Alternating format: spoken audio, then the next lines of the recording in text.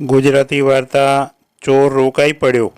એક અઠંગ ચોર મધરાતે ચોરી કરવા નીકળ્યો હતો। કોઈ ઘરમાં બેઠો તો ખરો, પણ કંઈ હાથ મારે તે પહેલાં તેના હાથમાંથી કશુંક પડી ગયું અને તેના અવાજથી ઘરના માણસો જાગી જતાં ભાગ્યો।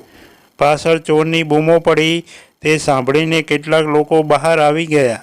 રસ્તે ફરતા સરકારી સિપાહીઓ ચોરને પકડવા પાછળ દોડ્યા।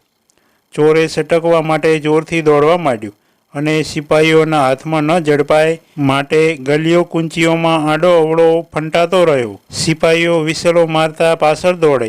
આ શોર બકોરમાં સોસાયટીના આગળ પાછળના રહીશો જાગી ગયા અને તેઓ બહાર આવી ગયા અને ચોરને શોધવા માંડ્યા। ચોર હવે ખરેખર ભીસમાં આવી ગયો હતો। ગમે તે બાજુએ જાય તો પણ કોઈને કોઈ મળ્યા વિના રહે નહીં। સંતાવા માટે તેણે આસપાસ નજર નાખી। ત્યાં એક જૈન ઉપાશ્રય નજરે પડ્યો। તે કાળે ઉપાશ્રયના બારણા રાતે પણ ખુલ્લા રહેતા હતા અને બહુ તો અધ ખુલ્લા રહે। ઉપાશ્રયમાં કંઈ લેવા દેવાનું હોય નહીં અને બીજો કોઈ ભોં ભણકાર નહીં, એટલે તેના બારણા રાત્રે પણ લગભગ ખુલ્લા જેવા જ હોય। ચોરે અધ ખુલ્લું બારણું સહેજ ધકેલ્યું ત્યાં તો તે ખુલી ગયું। તે અંદર પેસી ગયો અને સંતાવા માટે આમ તેમ જોવા લાગ્યો। મધરાત વીતી ગઈ હતી। કેટલાક સાધુઓ વહેલા ઉઠીને સ્વાધ્યાય કરતા હતા। કોઈ જપ કરતા હતા તો કોઈ ધ્યાનમાં બેઠા હતા। કોઈ સૂત્ર ગોખતા હતા। ચોરને અંદર આવેલ જોઈને કેટલાક સાધુઓએ ગુરુ મહારાજ સામે જોયું, પણ તેમણે મૌન રહેવા ઈશારો કર્યો। તેથી સૌ જે કરતા હતા તે કરતા જ રહ્યા। ચોરે પાટ પાસે પડેલી એક કાંબળી શાલ લઈને ઓઢી લીધી અને બારણાની પાસે જ બેઠેલા એક સાધુની બાજુમાં ગોઠવાઈ ગયો અને તે કંઈ સ્તવન બોલતો હોય તેમ ગણગણવા લાગ્યો।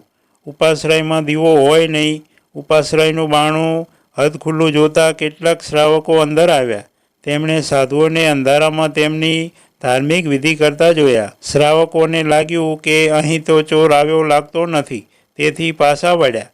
પાછા વળતા એક બે ગૃહસ્થોએ દ્વાર પાસે બેઠેલ મુનિઓને વંદન કર્યા। પેલો ચોર બારણા પાસે બેઠેલ હતો, તેથી સ્વાભાવિક રીતે તેને જ વંદન થઈ ગયા અને ચોરની તપાસે નીકળેલ ગૃહસ્થો પાછા વળ્યા। ચોરને પકડવા આવનારાઓ પાછા વળ્યા, પણ પેલો ચોર બહાર ન નીકળ્યો। ગુરુ મહારાજને થયું કે હજુ તેને ભીતિ લાગતી હશે, તેથી નીકળતો નહીં હોય। ત્યાં તો તે ઉઠ્યો, અંગ ઉપર ઓઢેલ કાંબળી અળગી કરીને તે પાટ ઉપર બેઠેલા આચાર્ય પાસે ગયો અને તેમના ચરણમાં પડતા બોલ્યો, તમે જાણવા છતાંય મને પકડાયો નહીં। બહાર ભો ભણકાર નથી લાગતો, પણ હવે મારે અહીં આપની પાસે રહેવું છે। મને તમે રાખી લો। મારે પણ આપ સૌની જેમ નિષ્પાપ નિશ્ચિત જીવન જીવવું છે। ગુરુ મહારાજે કહ્યું, તમને કેવી રીતે રખાય? તમે રહ્યા ચોર, કાલે કંઈ કરો તો આસનને ડાઘ લાગે। પેલા ચોરે મહારાજના પગ પકડી લેતા કહ્યું, મને એક તક આપો, હવે હું ચોર નથી રહ્યો। શ્રાવકો મને મુનિ સમજીને રાત્રે પગે લાગ્યા, ત્યાં જ મારામાં પરિવર્તન ઘટિત થવા લાગ્યું। અહીં બેઠેલ બધા મુનિઓને અને આપને ખબર હતી તો પણ કોઈએ મને પકડાવ્યો નહીં। તે વાતે હું બદલાવા લાગ્યો। અહીં બોલતા સૂત્રો મને ગમ્યા, તેના ધ્વનિની મારા ઉપર જબરી અસર થઈ। ત્યાં તો થોડીક વાર પછી સવાર થતાં બાજુના દેરાસરમાં ઘંટારવ થયો। ઘંટનાદ સાંભળીને જાણે મારો જીવ જાગી ઉઠ્યો। હવે મારે ક્યાંય જવું નથી। મને આપના ચરણમાં સ્થાન આપી આ બધું સમજાવો, શીખડાવો।